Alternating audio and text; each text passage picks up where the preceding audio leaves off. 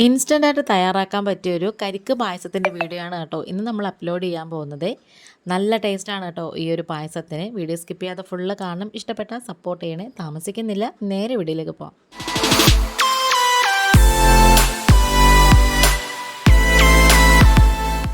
ഈയിടെയായിട്ട് മാർക്കറ്റിൽ കണ്ടതാണ് കേട്ടോ ഡബിൾ ഹോഴ്സിൻ്റെ ഈ ടെൻഡർ കോക്കനട്ട് പായസം മിക്സ്.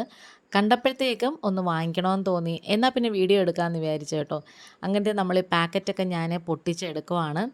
പൊതുവേ ടെൻഡർ കോക്കനട്ടിൻ്റെ എല്ലാ ഐറ്റംസിനോടും എനിക്കൊരു പ്രത്യേക ഇഷ്ടമാണ് കേട്ടോ. ടെൻഡർ കോക്കനട്ട് ഐസ്ക്രീം ആയാലും അതിൻ്റെ ഷെയ്ക്ക് ആയാലും അതിൻ്റെ പുഡിംഗ് ആയാലും ഒക്കെ. അങ്ങനെ നമ്മൾ ആ പാക്കറ്റ് പൊട്ടിച്ച് കഴിയുമ്പോഴത്തേക്കും ഉള്ളിൽ ചെറിയൊരു പാക്കറ്റും കൂടിയുണ്ട്. അത് ഞാനിപ്പോൾ പൊട്ടിക്കുന്നില്ല കേട്ടോ, നമുക്കത് മാറ്റി വെച്ചേക്കാം. ഇതിലേക്ക് നമുക്ക് പാലിൻ്റെ ആവശ്യമുണ്ട്. നല്ല ഫുൾ ഫാറ്റ് പാലാണ് എടുത്തേക്കുന്നത്. ഞാനിപ്പം 1 ലിറ്റർ പാലെടുത്തിട്ടുണ്ടേ. ഞാനിപ്പോൾ ഇതിലേക്ക് 1 ലിറ്റർ പാലാണ് എടുത്തേക്കുന്നത്. ശരിക്കും 1.5 ലിറ്റർ എന്നാണ് കേട്ടോ ആ പാക്കറ്റിൽ എഴുതിയേക്കുന്നത്. അതിലേക്ക് ഒരു 1/4 കപ്പ് വെള്ളവും കൂടി ഒഴിച്ചു കൊടുത്തിട്ടുണ്ട്. ഇനി ഇത് നമുക്ക് നന്നായിട്ടൊന്ന് തിളപ്പിച്ചെടുക്കണം. ഒരു പകുതി മുക്കാൽ തിളച്ച് വരുമ്പോഴത്തേക്ക് നമുക്കിതിലേക്ക് ആ പാക്കറ്റ് പൊട്ടിച്ചിട്ട് അത് ഫുള്ളും ഇതിലേക്ക് അങ്ങ് തട്ടിക്കൊടുക്കാമേ. ഇതിലെന്ന് വെച്ചാൽ ഷുഗറുണ്ട്, പിന്നെ അതുപോലെ തന്നെ ഒരു കരിക്കിൻ്റെ ഒരു സോളിഡ്സ് ആണെന്ന് തോന്നേ അതിട്ടിട്ടുണ്ട്. നമ്മളത് കഴിക്കുമ്പം നല്ലൊരു ടേസ്റ്റുണ്ട്, ഫ്ലേവറുണ്ട് കേട്ടോ. പിന്നെ അതുപോലെ തന്നെ സാഗോ ഇല്ലേ, ചൗവരി, അതും കൂടി ഇട്ട് കൊടുത്തിട്ടുണ്ട്. പിന്നെ ഏലക്കയുടെ ഒന്നും ഒരു ഫ്ലേവർ ഇതിനകത്ത് കാണുന്നില്ല. പൊതുവേ നമ്മൾ കരിക്കിൻ്റെ ടെൻഡർ കോക്കനട്ടിൻ്റെ എന്ത് സംഭവങ്ങൾ ഉണ്ടാക്കിയാലും അതിൽ വേറെ എക്സ്ട്രാ ഫ്ലേവേഴ്സ് ഒന്നും അങ്ങനെ ചേർക്കാറില്ല. കാരണം ഇതിന് തന്നെ ഒരു പ്രത്യേക ഒരു ടേസ്റ്റ് ഉണ്ട് കരിക്കിന് തന്നെ.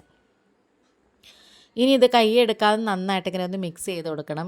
ഇതേപോലെ ഒരു സിലിക്കോൺ സ്പാറ്റിലയോ ഒരു തടുത്തവിയോ എടുത്തിട്ട് നന്നായിട്ട് ഇങ്ങനെ ഒന്ന് കൈകൊണ്ട് ഇങ്ങനെ ഇളക്കി ഇളക്കി കൊടുക്കണം. തീ നമ്മൾ മീഡിയത്തിലും ലോയിലും ആയിട്ട് കൂട്ടുകയും കുറയ്ക്കുകയൊക്കെ ചെയ്യണം. ഒരിക്കലും നമ്മൾ ഹൈ ഫ്ലെയിമിൽ വെക്കരുത്.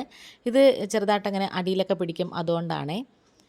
നല്ല ടേസ്റ്റാണ് കേട്ടോ. ഈ ഒരു വീഡിയോ ആദ്യമായിട്ട് കാണുന്ന കൂട്ടുകാർ ആരെങ്കിലും ഉണ്ടെങ്കിൽ, ഇഷ്ടപ്പെടുകയാണെന്നുണ്ടെങ്കിൽ ചാനലൊന്ന് സബ്സ്ക്രൈബ് ചെയ്ത് സപ്പോർട്ട് ചെയ്യണേ.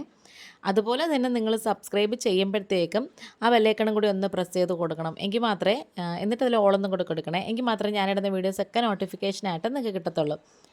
അങ്ങനത്തെ ഇത് ഏകദേശം നന്നായിട്ട് ഇങ്ങനെ തിളച്ച് വരുന്നുണ്ട്. പിന്നെ ആ സ്പാറ്റില കൊണ്ട് തന്നെ അതിൻ്റെ പാത്രത്തിൻ്റെ ചുറ്റും കാണത്തില്ലേ, അതും കൂടി ഇങ്ങനെ ഇളക്കി അങ്ങ് ഇട്ട് കൊടുക്കണം. ആ ഒരു സംഭവത്തിന് കഴിക്കാൻ നല്ല ടേസ്റ്റാണ് കേട്ടോ. കാരണം എന്ന് വെച്ചാൽ ആ പാലിൻ്റെയൊക്കെ ആ ഒരു കട്ടിയായിട്ടുള്ള ഒരു മധുരമായിട്ടുള്ള ഒരു ഭാഗമുണ്ടല്ലോ, അതിങ്ങനെ ചുറ്റുപാട് അടിഞ്ഞു കൂടിയിരിക്കേ. അത് നമ്മളെടുത്ത് കഴിക്കുമ്പോഴും നല്ല ടേസ്റ്റാണ്. നമ്മളിങ്ങനെ ചുരണ്ടി ചുരണ്ടി അതിലേക്ക് അങ്ങ് ഇട്ട് കൊടുക്കണം. ഇതിൻ്റെ കറക്റ്റ് പാകം എന്ന് പറയുന്നത് ഒന്ന് ചെറുതായിട്ട് കുറുകി വരണം. അതുപോലെ തന്നെ ചൗവരി നന്നായിട്ടിങ്ങനെ വെന്ത് കിട്ടണേ. അപ്പോൾ ഞാനിപ്പോൾ ഒരു ചൗവരി എടുത്ത് നിങ്ങളെ കാണിക്കാം. നന്നായിട്ടിങ്ങനെ വെന്ത് വന്നിട്ടുണ്ട്. പിന്നെ അതുപോലെ തന്നെ ഈ ഒരു പായസത്തിന് ഒരു കരിക്കിൻ്റെ ഫ്ലേവർ നന്നായിട്ട് അറിയാൻ പറ്റുന്നുണ്ട്. ഇത് ചൂടായിട്ടും നമുക്ക് കഴിക്കാം, തണുപ്പിച്ചും കഴിക്കാം. പക്ഷെ നമ്മളിത് കുറച്ച് തണുപ്പിച്ച് കഴിക്കുമ്പോഴാണ് കുറച്ചും കൂടെ നല്ലൊരു ടേസ്റ്റ് കിട്ടുന്നത്. തണുപ്പിച്ചതിന് ശേഷം വേണം എന്നുണ്ടെങ്കിൽ നമുക്കിതിലേക്ക് കുറച്ച് ടെൻഡർ കോക്കനട്ടിൻ്റെ ഐസ്ക്രീമും കൂടി മിക്സ് ചെയ്ത് കഴിക്കാമേ. അപ്പം നമ്മളിപ്പോൾ അതുപോലെയൊന്നും കഴിച്ചില്ല, നമ്മൾ ഫ്രിഡ്ജിലൊന്നും വെച്ചതുമില്ല. സാധാരണയായിട്ട് തണുപ്പിച്ചേ കഴിച്ചോളൂ കേട്ടോ. അപ്പോൾ അതേ കുറുകി വന്നിട്ടുണ്ട്. നമ്മുടെ പായസവും ഇവിടെ റെഡിയായി. വീഡിയോ ഇഷ്ടപ്പെട്ടാൽ സപ്പോർട്ട് ചെയ്യണേ. ഇന്നിപ്പോൾ ഇത്രയേ ഉള്ളൂ. വീണ്ടും വരാം. Thanks for watching.